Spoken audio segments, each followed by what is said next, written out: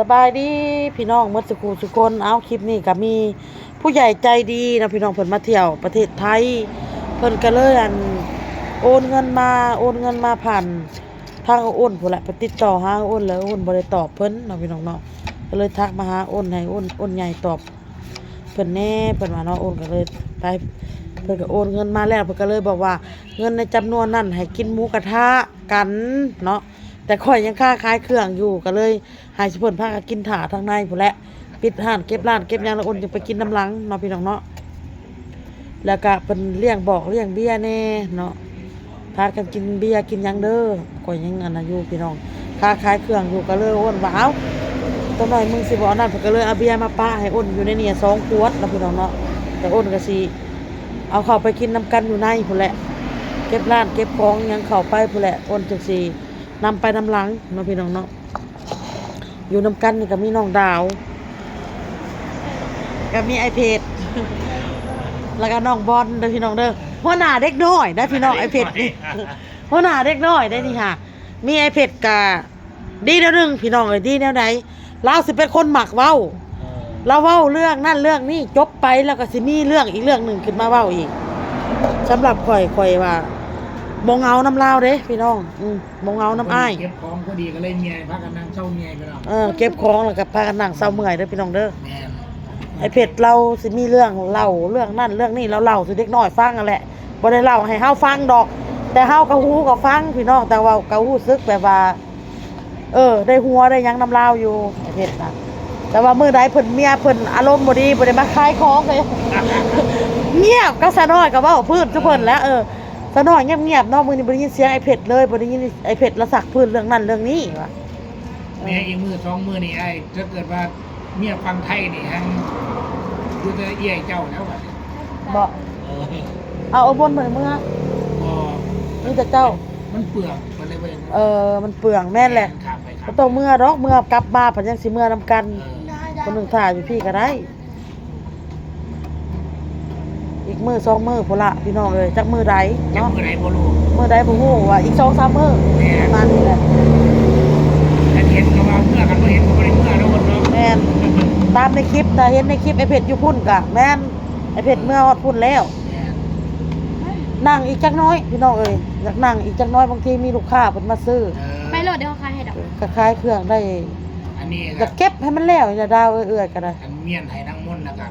บ้านเช่าเมียให้กับนางบวชไปแล้วเว้ยคือว่าเขาเมียนหลายกว่าหมู่อย่างคล้ายๆคือมีคนมานั่นแหละ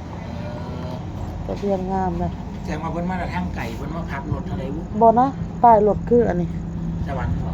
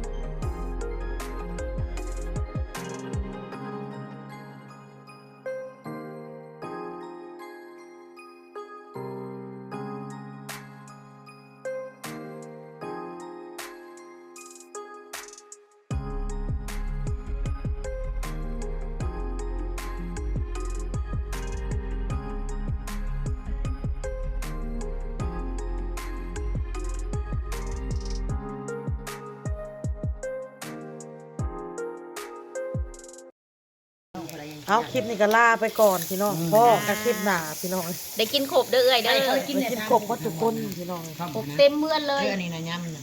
เอาไปเขาแน่เอาจานนึงเด้อเอาจานนึงให้เขากินแน่ หนูคอยถ่ายดูคลิปคอยดูจักบาท ถ่ายทุกต้องมองได้ ต่อคอยเลือกคอยถ่ายเรียกน้อยหนึ่ง โอ้ย